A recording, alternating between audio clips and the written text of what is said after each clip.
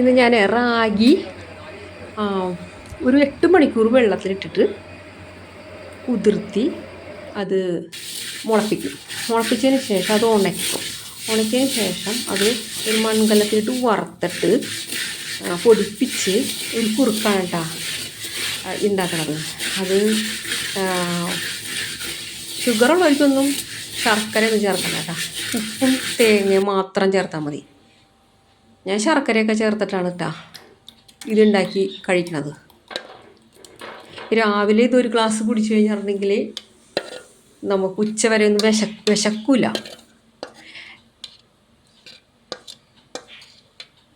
നല്ല ടേസ്റ്റായിട്ട് നമുക്കിത് കുറുക്കിയെടുക്കാൻ പറ്റും. ഇത് വറുത്ത് പൊടിക്കുമ്പോൾ എന്ന് പറഞ്ഞു കഴിഞ്ഞാൽ പ്രത്യേക ടേസ്റ്റ് ഉണ്ടാവും.